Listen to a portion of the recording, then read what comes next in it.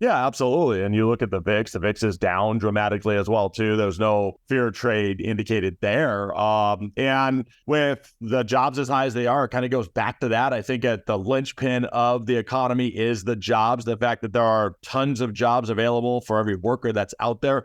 As long as there are jobs, or as long as there are jobs available, what it's doing is it's causing workers to still make their money and to still spend money. You're listening to Kerry Lutz's Financial Survival Network, where you get valuable information you just can't find anywhere else. To thrive in today's trying times, you need the Financial Survival Network, now more than ever. Go to financialsurvivalnetwork.com and get your free newsletter and gift. Financial Survival Network, now more than ever. And welcome. You are listening to the Financial Survival Network. I'm your host, Kerry Lutz. Well, good news today. Consumer confidence is rising and levels are high. Even the consumer expectation index is up a bit. What does it mean? What does it mean? Are we going to avoid a recession? Our good friend Anthony Saccaro is with us now. Anthony, great to have you back on. So consumer confidence, I don't know if it's a lagging indicator or a leading indicator, or if it's a meaningless indicator. What's your take on it? Yeah, Kerry, thank you for having me back. Always great to be here. I tend to look at consumer confidence as more of a lagging indicator because consumers tend to think about what's happened, not necessarily about what's going to happen when it comes to just general consumers. There's a lot of reasons to be optimistic about what's going on with the economy. The question that everyone wants to know is, are we going to have a recession? Is it going to be a soft landing, hard landing if we do have a recession? I think it was just a month and a half ago or so that the odds of a recession were like 40%. And I think now they've come down to something like 20% or maybe 25%, but they've dropped dramatically. And I think it was just 6 months ago or so that the question was not whether we were going to have a recession, but how short and shallow or how deep and long. And now it's come to a point where the recessioners have been talking about recession for so long that it's entirely possible we avoid one completely. And I hope that that's the case. And I think that is what consumers are focused on in the fact that we may not have a recession. And that's based on what's happened so far in the past. Right. So Europe is obviously in a recession now. They've got the Ukraine war going on. We got Putin's almost coup and so much going on. But I don't know. What's your take? I mean, that's gotta have a lot to do with consumer expectations and consumer confidence, right? Well, it does. I also think it's going to be short-lived. I mean, you have to remember that when this whole Russian war started, it was all the media all the time about that, and that lasted about a week. And after about a week, it kind of all went away, and then consumers forgot. And it hasn't been reflected in the stock market, right? The stock market, is now officially out of bear market territory, which I think that's even important to know that doesn't mean we're back at the record highs. I think a lot of consumers don't know that. We dropped 20%, and then getting out of a bear market means we increased 20%. But that doesn't bring us back to where we were. That brings us only to 16% back of where we were. But the stock market is recovered or is in the process of recovering. And that's despite everything that's going on in Europe. I think what is the reason that the stock market has hung in there is because even though the economy is kind of weakening around the edges, the labor market is still strong. And it really boils down to the labor market. It boils down to the fact that even though, again, that's the weakening, it is. I think there's still 7 jobs. I think there's still 1.7 jobs available for every worker. That's come down a little bit in the last 6 months, but there's still a lot of jobs available. And as long as there's jobs available, as long as people are working, that's going to keep demand high. And as long as the demand is high, people are still going to keep, people are still going to keep spending money, and that's going to keep inflation elevated. So there's a lot of people that think that the unemployment market has to come down dramatically. Or I should say the employed have to come down. The unemployment rate has to go up dramatically in order for a recession to occur. And we're just not seeing that. And I don't really see the impetus for that happening. Yeah, well, so rates. They paused, the Fed paused, and but they aggressively paused, whatever the heck that means, Anthony. But, today we found out also U.S. new home sales exploded higher in May. They were up 20% year over year. Is that like another little piece of evidence that says maybe the recession, imagine if they threw a recession and nobody came? Yeah, it's not just a little piece of the puzzle. Home prices are a major piece of the puzzle. And if you'd have asked me a year and a half ago, when the Fed funds rate was at, 25 basis points, if you'd have told me that over the next year, the federal fund rates is going to, raise from a quarter, 25 basis points up to 5.25, and that home sales are going to go up and prices are going to increase 20%, I would have thought you were nuts. That's just the opposite reaction of what really should be happening. And I'm going to suggest that that's probably the number one fear of the Feds is home sales continuing. If we have another home sale explosion, that's going to cause the Fed to have to raise rates more aggressively, and who knows what the end result of that is going to be. That's a critical factor in looking at whether we're going to have a recession or not. Okay, so I will point you to Lennar. I don't know if they're the largest out there, but certainly among the largest home builders out there. And as of today, they're at a 5-year high. It's pretty darn remarkable. You think with everything that's gone on. It's at 125.21, and when we go back to 2019, it was at 50. It peaked back in December of 2021 over at 116. Now it's at 150. Just really came up in the past couple of months. So if any stocks are going to be sensitive to interest rates and the economy, it's going to be these home builders, isn't it? Yeah, absolutely. And the fact, all the statistics that you just quoted, and one of the big company, largest home builders in the world, the fact is that that's just more proof that the housing market is strong, and high interest rates and strong housing markets don't go together. But that's kind of the way it's been over the last few years too. When you think about even other asset classes that normally correlate opposite each other, think about stocks and bonds, right? Stocks and bonds usually correlate opposite each other, but for the last few years, they've kind of been acting in lockstep. And same thing with housing interest rates. Interest rates go up, housing goes down, demand goes down, prices go down, but that's not what's happening right now. So we're in a pretty weird environment, and that's leaving a lot of people wondering, what do we do? Do we go into the stock market now if all of a sudden we think that there's only 20% chance that we're going to have a recession? Do we overload the boat and get into the stock market now, go overweight?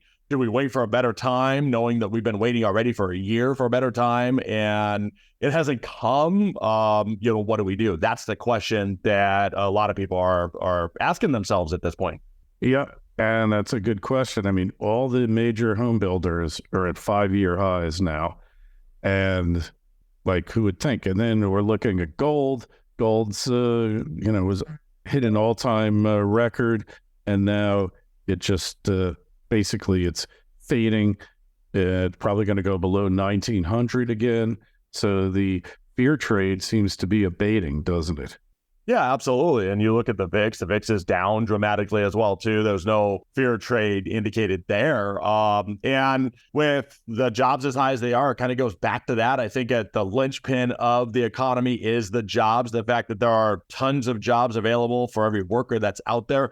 As long as there are jobs, or as long as there are jobs available, what it's doing is it's causing workers to still make their money and to still spend money. And if you're an employer like I am, not only does the job market make it harder to get employees, but it also makes it harder to keep employees.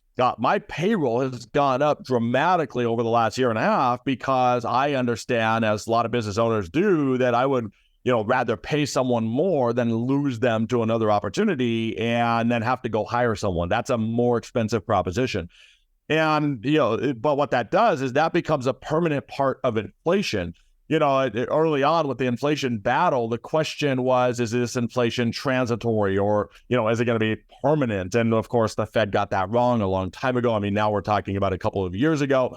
But the answer is both. Even if inflation comes back down to 2%, which, that's a struggle, that's a battle. But even if that happens, the inflation that's already built in, that's not going anywhere. The raises I've given my employees that have to get passed on to our consumers, that's not going anywhere. Inflation may come down to 2%, and the job market over the next couple of years may loosen up. But I'm curious, I'm not curious. I know how the conversation would go if I went to one of my employees and go, hey, remember all those big raises you got? Inflation is now lower. We gotta take it back. So that'll work great. Yeah, it's just not going to work. They'll all show up on Monday when you pull that nonsense on Friday. Say, have a good look at this paycheck. It's the biggest one you're going to get for the next year, right? That's exactly right. And so that part of inflation is permanent. I will never get that back. We'll never recover from that.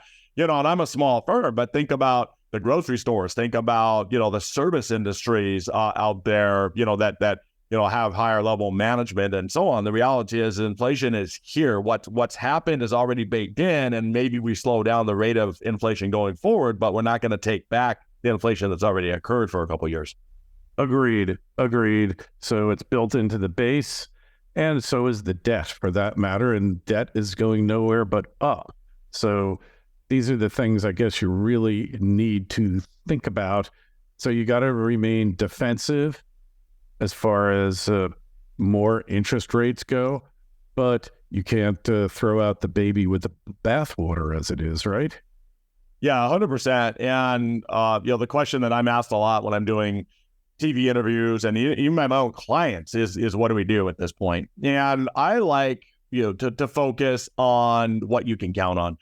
And that is, if you have an income portfolio, income in the form of interest and dividends, that's a high quality portfolio, then we know that over the next decade, you can count on your interest and dividends. And that might be the only thing you can count on. But if you're getting 3 to 4% interest and dividends over the next decade, right now that sounds like, well, 3 to 4%, what's that? I mean, I could get I get a 1 or 2 year treasury for 4% or, a CD for 5% for 1 year. But at some point in time, the economy is going to soften. The Federal Reserve is going to lower interest rates. Interest rates are not going to go up forever. Inflation is not going to stay high forever. There's always these ebbs and flows. And I don't know whether it's 6 months, whether it's 2 years, but at some point they're going to lower interest rates. And if you're stuck in a 1 year treasury bill at 5% and that matures, you're now going to be hurting yourself. So the reality is that I think if you set yourself up for long-term income, long-term interest and dividends, it's a great time to capitalize on the fact that you can get 10 plus years at 5%, maybe 6% on yield. All right. I see your point. There are people among us. I felt the same, that the country and the world is just circling the drain. But maybe it's all just part of the cycles. We're in a nasty one right now that hopefully we're going to snap out of. But does the dollar stay the reserve currency, and what effect does that have on the whole scheme? Yeah, you're absolutely right. The dollar, of course, has been strong. That's weakened a little bit.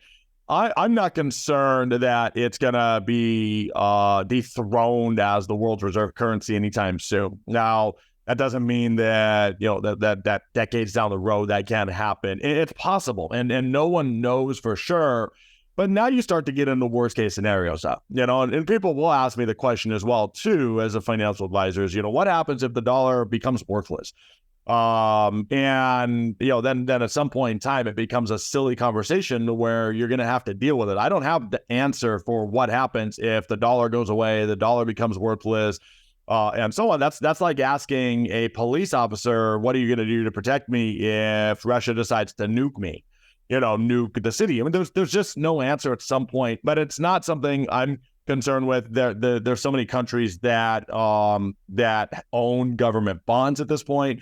Oil is traded in U.S. dollars. The simple fact is that it's so intertwined that if the U.S. dollar went away, it would be massive upheaval. And I don't think there's one person that has the answer to what the solution would be. I think if there was any one answer at all, it'd probably be real estate, because if everything went where, then what do you need? You need roof over your house and food, right? Yeah, that would help. All right. Well, Anthony, always enlightening speaking with you. Can you just tell us where we find you and how we connect with you on the web and where we find your podcast? Yeah, absolutely. So my website is anthonysaccaro.com, anthonysaccaro.com, and it's Saccaro, 2 C's, 1 R, anthonysaccaro.com. That leads you to all my other websites that we have. So, all right. And the link is in the show notes to this interview on financialsurvivalnetwork.com. While you're there, why don't you click subscribe so you can be among the tens of thousands of people that receive it weekly. When I publish it weekly, I'm a little lax in the summer, I have to admit. We do it every 2-3 weeks, but come fall, we'll be doing it weekly. Really appreciate you coming. I've got a question for Anthony or myself. Shoot me an email, kl@kerrylutz.com. Anthony, we'll talk to you again soon. Kerry, thank you for having me. Thanks for listening to Kerry Lutz's Financial Survival Network, your solution to today's trying times. For the latest, go to financialsurvivalnetwork.com. Financial Survival Network, now more than ever.